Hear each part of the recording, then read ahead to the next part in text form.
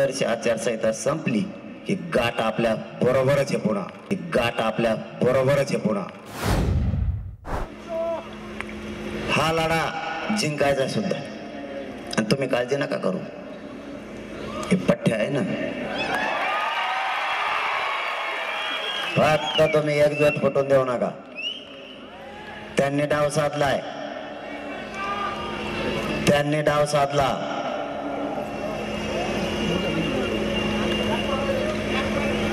Cabinet बैठकीत सगळ्या सोयऱ्यांची अंमलबजावणी करू म्हणून सांगितलं.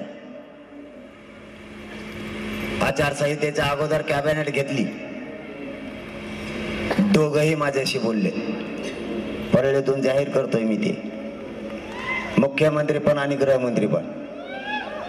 नाही अंमलबजावणी केली, खोटं बोलून पुन्हा डाव साधला आणि आदर्श आचारसंहिता लागली.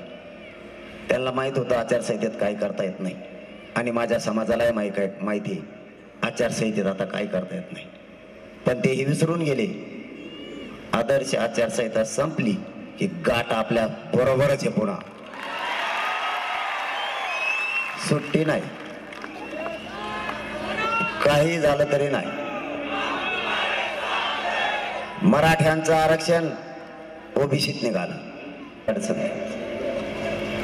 पण इथून या बीड पासून महाराष्ट्रात विनाकारण खोटे गुन्हे दाखल करण्यात चालू आहे. पुन्हा एकदा सांगतोय, पालकमंत्र्यात सुद्धा लक्ष पाहिजे हो याच्या. कस काय होत हे गुन्हे, खोटे गुन्हे दाखल होतेत कस काय? दोघांचं एकमत तर नाही ना, गृहमंत्र्याचं आणि त्यांचं. आपण बळच कोणाच्या विरोधात बोलत नाहीत. त्यांनी एकदाच चुकले होते तर एकदाच बोललो होतो. त्यांनी हातभर पोस्टर लिहून टाकले, आम्ही बोलायचं बंद केलं. त्यांनी हातभर पोस्टर लिहून टाकली, मी समाजासाठी काय केलं म्हणलं, जाऊ द्या, चांगला माणूस दिसतोय. आता एवढे मोठे गुन्हे व्हायला लागले, पालकत्व तुमच्याकडे, आम्हाला तुम्हालाच भांडावं लागणार आहे. ज्याच्याकडे पालकत्व त्याच्याशीच भांडावं लागतं, त्याच्याकडेच नाराजी व्यक्त करावं लागतं. तुमचं काम आहे. जाणून बुजून असं का होतंय या विषयावर गृहमंत्र्यांचा फोन आला म्हणून मी त्यांच्याशी बोललो. गृहमंत्री मोठे का एसपी मोठे?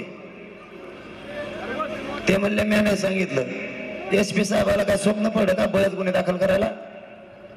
तुम्ही सांगायचं अगोदरच. देश विदेशातील प्रत्येक घडामोडींचे लाईव्ह अपडेट मिळवण्यासाठी आता साम टीव्हीच्या सर्व सोशल मीडिया प्लॅटफॉर्मला लाईक, फॉलो आणि सबस्क्राईब करा. तसंच सर्व नोटिफिकेशनसाठी बेल आयकॉन प्रेस करायला विसरू नका.